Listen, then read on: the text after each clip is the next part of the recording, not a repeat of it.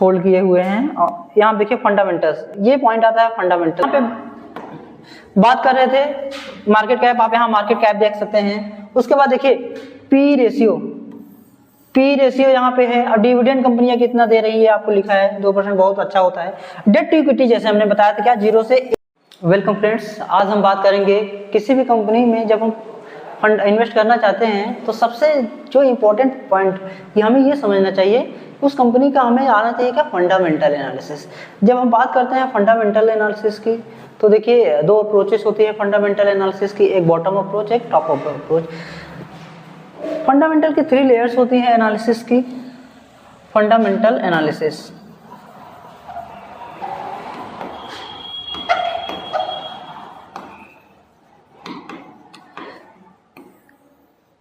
ये मैं आपको एक बेसिक से बताने का प्रयास कर रहा हूँ। देखिए किसी भी कंपनी का अगर आपको फंडामेंटल एनालिसिस करना है तो देखिए 3 layers of fundamental analysis. 3 layers of fundamental analysis. पहला क्या है, पहला आपको अगर किसी भी कंपनी इन्वेस्ट करना है सबसे पहले आपको करना चाहिए इकोनॉमी एनालिसिस। क्या करना चाहिए, इकोनॉमी एनालिसिस। उसके बाद हमें क्या, इंडस्ट्री एनालिसिस।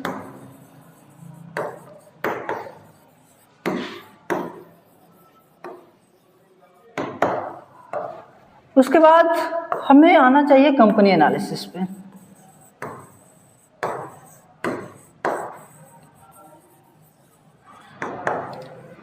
मैंने पहले ही बताया कि 3 लेयर्स होते हैं फंडामेंटल एनालिसिस के। बेसिकली सबसे पहले क्या है, इकोनॉमी को एनालिसिस करना बहुत इंपॉर्टेंट है।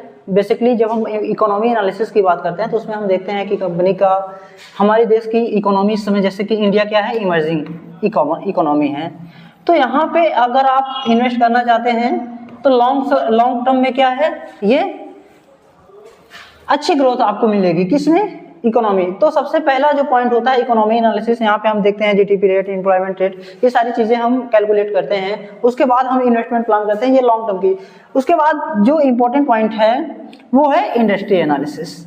देखिए इकोनॉमी एनालिसिस कर लिया हमने कि बेसिक स्पेसिफिक कंट्री में ये कंट्री क्या है, ग्रो करने वाली है और यहाँ पे हमारा इन्वेस्टमेंट बहुत बेहतर होगा। उसके बाद हमें देखना चाहिए कि इकोनॉमी तो ठीक है, हमें किस इंडस्ट्री में निवेश करना चाहिए। बेसिकली कई इंडस्ट्री हैं, जैसे मान लीजिए मैन्युफैक्चरिंग हो गया, डिफेंस हो गया, एरोस्पेस हो गया, रिसर्च एंड डेवलपमेंट हो गया, हेल्थ सेक्टर हो गया, आईटी सेक्टर हो, इंफॉर्मेशन एंड टेक्नोलॉजी हो गया, एनिमल हस्बेंड्री हो गया, डिफरेंट टाइप की इंडस्ट्रीज होती हैं। तो हमें यह समझना है कि इसमें प्रोमिनेंट इंडस्ट्रीज कौन सी हैं। अब प्रोमिनेंट इंडस्ट्रीज के बारे में अगर हमें पता चलता है, जब हमें प्रोमिनेंट इंडस्ट्री के बारे में पता चलता है तो तब हम उसके बाद जो 3rd लेयर होता है वहां पे हम जाते हैं कंपनी एनालिसिस में। बेसिकली जब हम कंपनी एनालिसिस में आते हैं तब हमारा यहाँ से जो मेन ऑब्जेक्टिव शॉर्ट टर्म या लॉन्ग टर्म में फंडामेंटल का वर्क शुरू होता है, यहाँ से शुरू होता है कि हमें कंपनी एनालिसिस करना है। चलिए अब हम बात करते हैं कंपनी एनालिसिस की।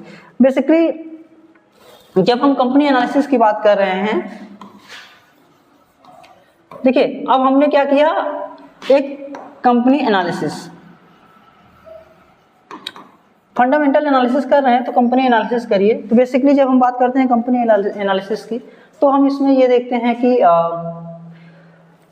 कंपनी किस बिजनेस में है और इसका सेक्टर क्या है, इसकी मार्केट कैप क्या है, मिड कैप है, स्मॉल कैप या लार्ज कैप। इसे समझने का मेन रीजन ये है कि हमें, देखिए हम इन्वेस्टमेंट करना चाहते हैं तो हमारी जो पोर्टफोलियो होनी चाहिए डाइवर्सिफाई होनी चाहिए और हमारा जो इन्वेस्टमेंट होना चाहिए डिफरेंट टाइप के कैपिटलाइजेशन वाली कंपनियों में होना चाहिए। उसके पीछे का लॉजिक ये होता है, जैसे मान लीजिए कि इन्वेस्टमेंट में ये एक बात चलती है कि रिस्क, अगर आप एग्रेसिव इन्वेस्टर्स हैं, देखिए अगर आप एग्रेसिव इन्वेस्टर्स हैं, अगर आप एग्रेसिव इन्वेस्टर्स हैं तो बेसिकली आप मिड कैप और स्मॉल कैप को क्या करेंगे, सेलेक्ट करेंगे। वही अगर आप डिफेंसिव इन्वेस्टर्स हैं तो आप क्या चेक करेंगे, लार्ज कैप के स्टॉक्स में इन्वेस्ट करेंगे। अब यहाँ से समझिए, जो लोग हाई स्टेबिलिटी चाहते हैं, हाई स्टेबिलिटी लो रिस्क, वो इस कंपनी में निवेश करेंगे।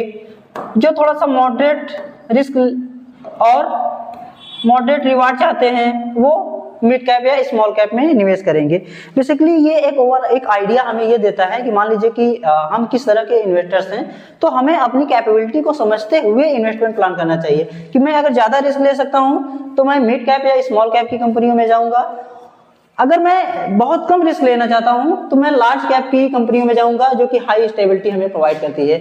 ये तो एक एनालिसिस था, मार्केट कैप हमने देख लिया। उसके बाद जो हमें समझना है, ये समझना है कंपनी के बारे में हमने जान लिया कि हमने एक फिल्टर ये लगा दिया मिड कैप में जाना है कि स्मॉल कैप। अब जो थर्ड स्टेप हमारा आता है कि बेसिकली उस कंपनी का जब हम फंडामेंटल में, अब हम यहाँ तक हम कंपनी को क्या कर चुके हैं, सेलेक्ट कर चुके हैं। अब हमारा एनालिसिस यहाँ से शुरू होता है। जब हम फंडामेंटल एनालिसिस पे गए तो सबसे पहले हमने क्या किया, उस कंपनी का क्या देखा, मैनेजमेंट एंड गवर्नेंस देखा। Management and governance, management and governance देखने के बाद उस कंपनी का हमने देखा बिजनेस मॉडल।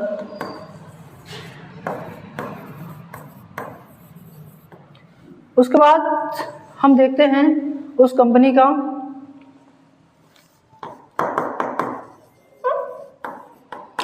Financial statement. उसके बाद हम फाइनेंशियल रेशियोज होते हैं,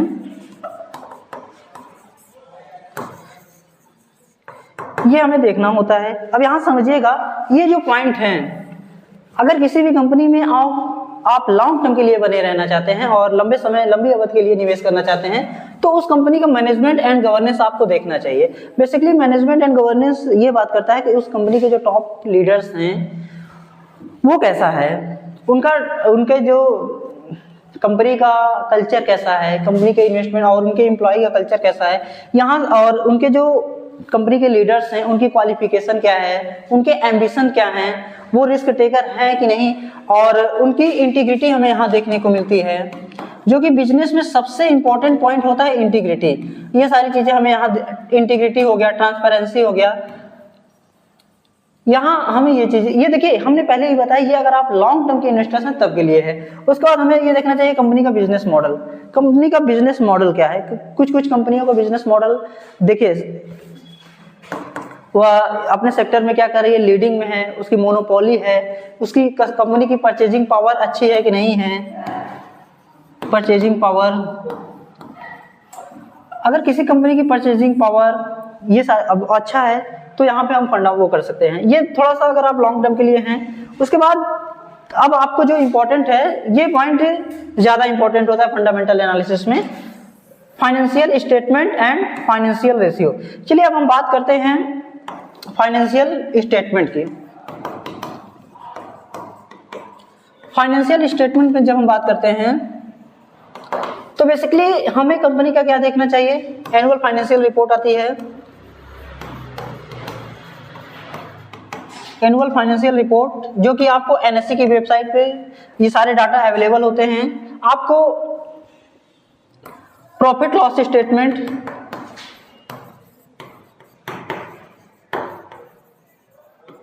बैलेंस शीट,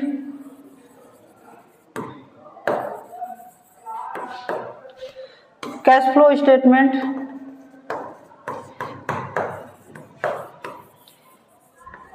इन सारे टॉपिक पे मैं एक इंडिविजुअल अलग से वीडियो बनाऊंगा, लेकिन मैं आपको यहाँ एक ओवरव्यू दे रहा हूँ कि एनुअल फाइनेंशियल रिपोर्ट को कैसे पढ़ा जाता है, इसके क्या क्या कंपोनेंट्स होते हैं, और सबसे इंपॉर्टेंट होता है बैलेंस शीट। किसी भी कंपनी का फंडामेंटल एनालिसिस का जो बैकबोन होता है, जिसे हम रीढ़ की हड्डी बोलते हैं, वो है आपका बैलेंस शीट। बैलेंस शीट के बारे में आपको पता होना चाहिए। देखिए ये सारी चीजें आप इन्वेस्टमेंट करते हैं, ये लॉन्ग टर्म में, देखिए सभी लोगों के पास उतना समय नहीं होता है कि चीज़ों को बैलेंस शीट अच्छे से पढ़े, एनुअल फाइनेंशियल रिपोर्ट पढ़े। देखिए तरह तरह के इन्वेस्टर्स हैं, तो उनके लिए क्या है, वो ज़्यादा प्रेफर क्या करते हैं, फाइनेंशियल रेशियोज,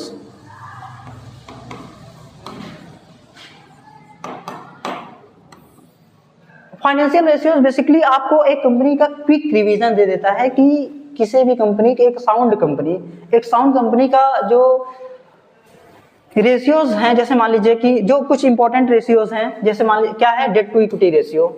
सबसे जो इंपॉर्टेंट रेशियो है डेट टू इक्विटी रेशियो।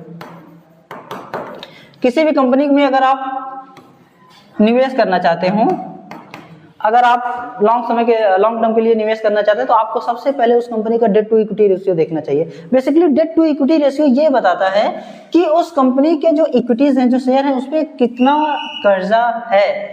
तो ये डाटा आपको आपके जो भी आप प्लेटफॉर्म, जो भी ऐप यूज कर रहे होंगे, ब्रोकरेज ऐप, उस पर आपकी ये सारी डाटा इजीली अवेलेबल होते हैं। ये कितना होना चाहिए, बेसिकली एक जो साउंड कंपनियां होती हैं, अगर आप देखेंगे, ये अगर 0.5 से लेके 1.5 के बीच है, तो बेसिकली ये क्या है, साउंड कंपनियां हैं।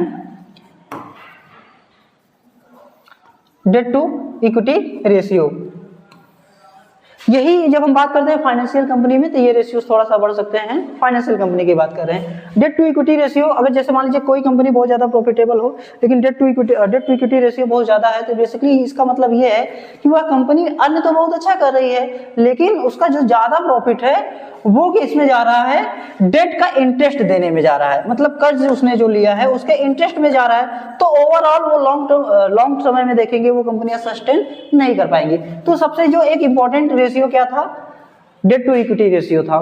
दूसरा इंपॉर्टेंट रेशियो जो है वो आपका है पीई रेशियो।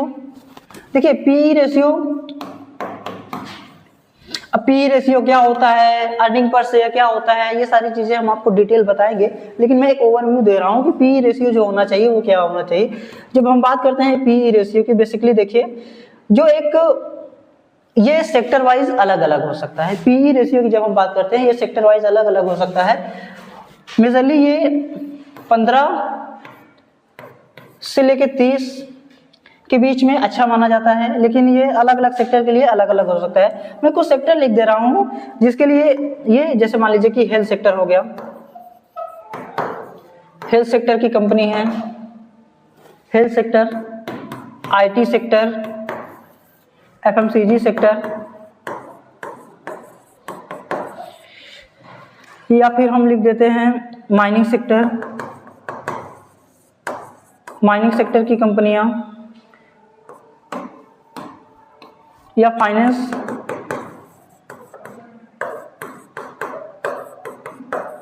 देखिए जब हम बात करते हैं फाइनेंस सेक्टर में, तो यहाँ इसका पी रेशियो कितना होना चाहिए, 10 से 20।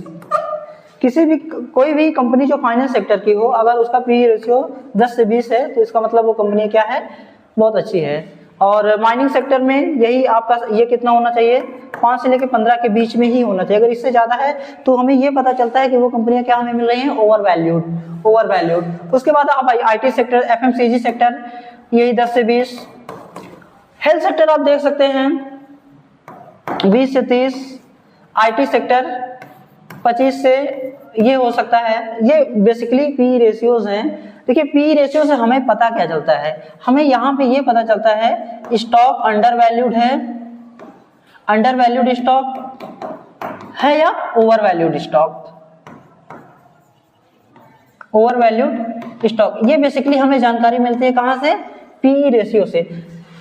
बेसिकली देखिए किसी भी कंपनी का अगर पी रेशियो बहुत ज्यादा हाई हो तो हमें वहां पे बचना चाहिए, क्योंकि वही स्टॉक हमें क्या मिल रहा है, बहुत ज्यादा प्राइस हमें देना पड़ रहा है। किसी स्टॉक में अगर हमें ज्यादा प्राइस दे रहा है तो हमारी जो प्रॉफिट की प्रोबेबिलिटी होती है वो कम हो जाती है। और बहुत ज्यादा पी रेशियो कंपनी में कहीं कहीं बबल को भी रिफ्लेक्ट करता है। जैसे मान लीजिए किसी भी कंपनी में पी रेशियो 200, 300, 400 के आसपास हो जाता है तो कहीं ना कहीं ये एक माइनस संकेत होता है कि इसमें बबल भी हो सकते हैं। बबल बेसिकली आर्टिफिशियल क्रिएट की गई डिमांड्स होते हैं।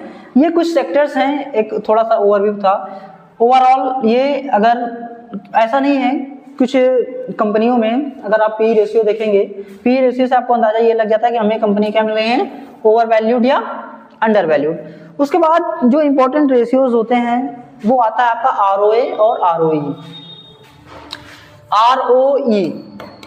Return on equity, return on equity और ROA, return on asset. Basically किसी भी कंपनी के एक स्टॉक्स पे किसी भी कंपनी का जो रिटर्न की इक्विटी, मतलब किसी भी कंपनी की जो इक्विटीज होती है, जो शेयर्स होते हैं, उन पे रिटर्न कितना आ रहा है, इसे पैरामीटर से हम चेक कर सकते हैं कंपनी का फंडामेंटल। किसी भी कंपनी का अगर आरओई, देखिए ये भी कई स्लैब में हो सकते हैं। जैसे मान लीजिए कि किसी कंपनी का आरओई 0 से 5% होता है, 5 से 10% हो सकता है, 10 से 15% और 15 से 20% या 20% से प्लस परसेंटेज में हो सकता है। तो यहाँ ये माना जाता है ये कंपनियां जो होती हैं एक्स्ट्रा ऑर्डिनरी होती हैं। एक्स्ट्रा ऑर्डिनरी कहने का मतलब इनका जो अचीवमेंट बहुत अच्छा होता है। फॉर एग्जांपल जैसे आप यहाँ पे ले सकते हैं टाइटन आप देखेंगे, कोफोर्ज देखेंगे, ये कुछ स्टॉक्स हैं जिनकी आरओई बहुत अच्छा है। उसके बाद 15 से 20 है तो बेस्ट है कंपनियां। यहाँ पे कंपनियां बेटर, ये क्या है, गुड हैं। तो ये कुछ आरओई है जो रिटर्न ऑन इक्विटी बताता है। अगर किसी भी कंपनी में अगर आप फंडामेंटल एनालिसिस कर रहे हैं तो आरओई देखिएगा जरूर। तो आरओई भी यही होता है। आरओई क्या होता है, बेसिकली आरओई से थोड़ा सा कम है। जैसे मान लीजिए कि अगर आरओई 20% से प्लस है तो ये माना जाता है कि बहुत अच्छा है। देखिए आरओई और आरओए में बेसिकली अंतर ये होता है, आरओए को जब हम कंसीडर करते हैं तो कंपनी के पास जो उसके शेयर्स होते हैं अब प्लस उसके जो प्लांट एंड मशीनरीज जो इक्विपमेंट होते हैं उसको ऐड करके जो वेल्थ बनती है उस पे उसने कितना रिटर्न जनरेट कर रही है उसे हम आरओए के अंतर्गत लाते हैं। तो ये कुछ रेशियोज थे फंडामेंटल ये। और इसके बाद और कुछ इंपॉर्टेंट रेशियोज हैं जो आपको आने वाली वीडियोस में कुछ एक डिटेल व्यू में बताएंगे। देखिए फंडामेंटल एनालिसिस का एक थोड़ा सा ओवरव्यू था, जैसे कि पीई रेशियो किसी कंपनी का बहुत ज़्यादा है कम है तो उसके पीछे लॉजिक क्या है और कब हमें पी रेशियो हाई पे भी किसी कंपनी में इन्वेस्टमेंट का प्लान कर सकते हैं नहीं कर सकते हैं। इन सारी चीज़ों के लिए एक डिटेल आपको एनालिसिस कराया जाएगा। बेसिकली ये कुछ रेशियोज थे जो इम्पोर्टेंट रेशियोज थे, आपको इन्वेस्टमेंट ये आपको पता होना चाहिए। अब मैं हम जब फंडामेंटल एनालिसिस की बात कर रहे तो एक स्टॉक्स लेते हैं हम टाटा मोटर्स, जो कि आपको देखेंगे समझ में आएगा कि फंडामेंटल एनालिसिस ये थोड़ा सा एक ओवरव्यू था। ये एक बहुत ही अंडर वैल्यू, इसमें बहुत अच्छे प्राइस पे मिल रहा है टाटा मोटर्स। और ऐसे ही जैसे देख लीजिए कि आपको कहाँ जाना है, ओवरव्यू पे जाना है। ओवरव्यू पे जाने के बाद यहाँ आप देख सकते हैं,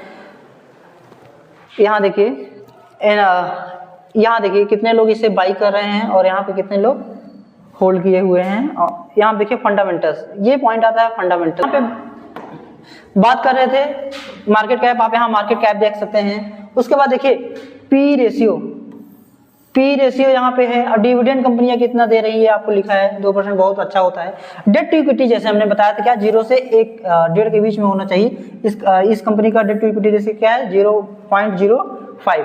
उसके बाद हमने बात की कि आरओई, देखिए रिटर्न ऑन इक्विटी क्या है 32%। हमने क्या बताया 20% से अगर कोई कंपनी प्लस है 20% प्लस है तो इसका मतलब ये कंपनी क्या है एक्स्ट्रा ऑर्डिनरी।